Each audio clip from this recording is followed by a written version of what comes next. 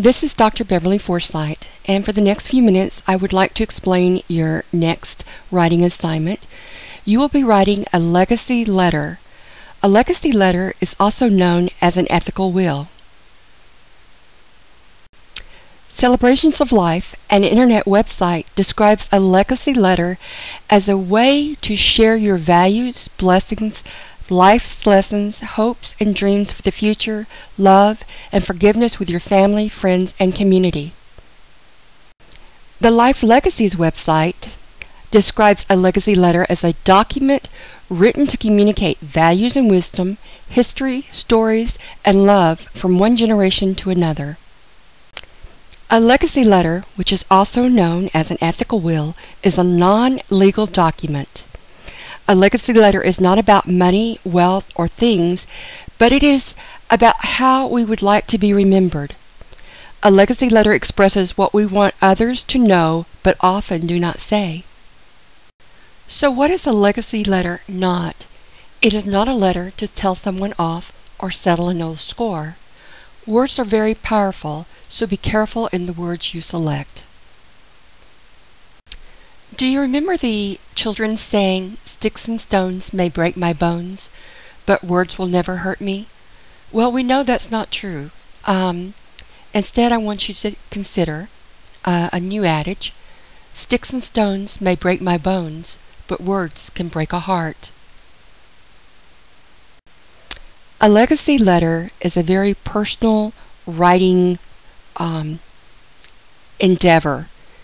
So as you begin this writing assignment, I want you to keep several questions very much in front of you.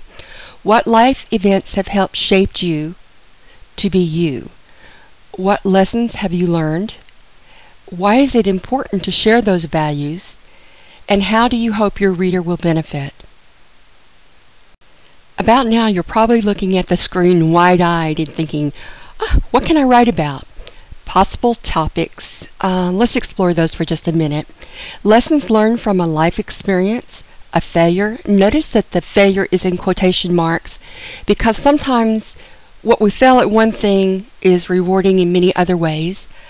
A tragedy, regret, success, graduation, a wedding, a birth, an educational journey, a death, a holiday, a bar mitzvah, a quinceanera.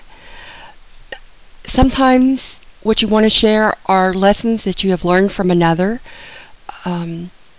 mother, father, brother, sister, friend, grandparents.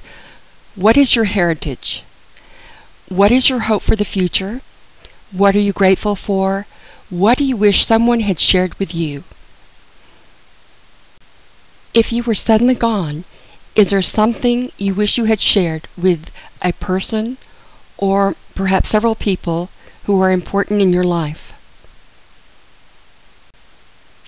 Although this is an academic assignment and I am providing a set format for you, I want you to consider to whom will you write your legacy letter? Who is your audience? Then I want you to address your legacy letter to a specific person or group. And you notice I've got some examples such as Dear Sister, Dear Jody, To My Beautiful Children, Dear Son. Although I will look at the paper elements such as paper structure, thesis, topic sentences, grammar, specific examples, and all those other elements that go into a paper, the content is endless. You have so many choices. Although this letter must have an audience, a specific person or group in mind, it is up to you if you ever share your legacy letter. This is a class assignment.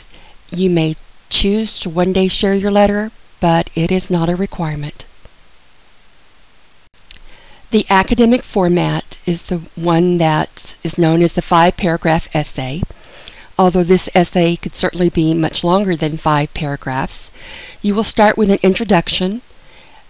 An introduction must have a thesis sentence, and usually, and for this class, for this paper, the thesis sentence will be the last sentence in the introduction.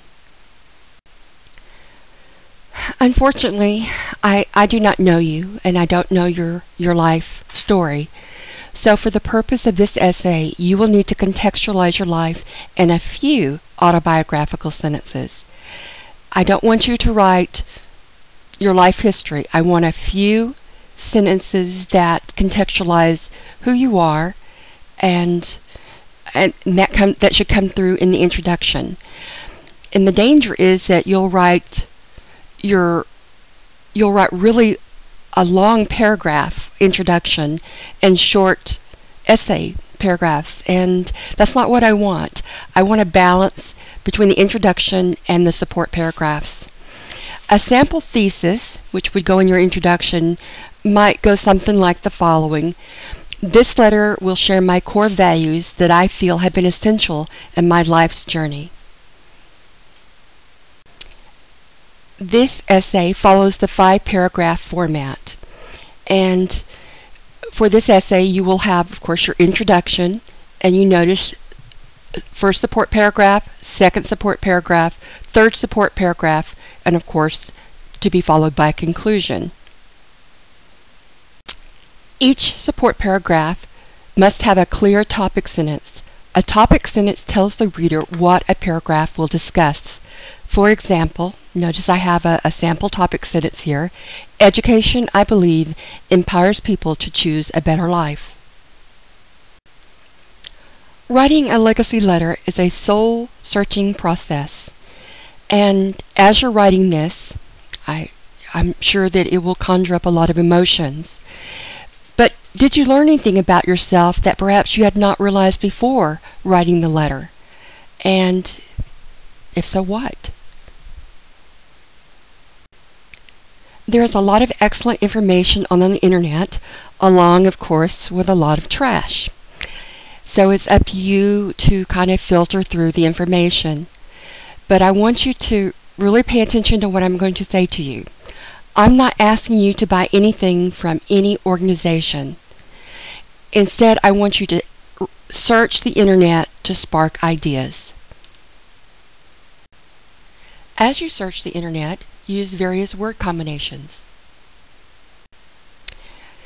And last, I want to share with you a poem that has nothing to do with the assignment, but it has everything to do with the assignment.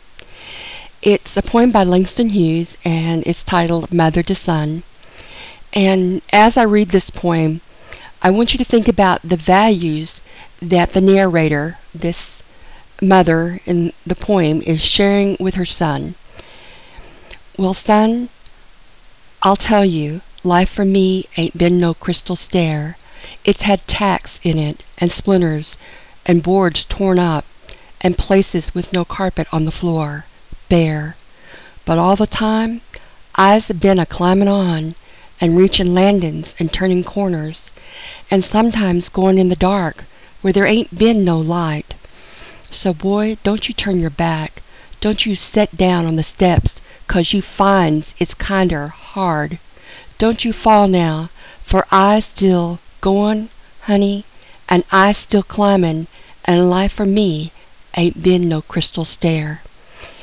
It's a short poem, but it gives me goosebumps because this mother conveys her values: hard work, perseverance, grit, determination, and to keep on going on.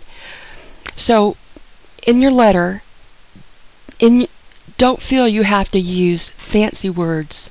Use heartfelt words. And if you have expressions that are unique to your family, by all means use them.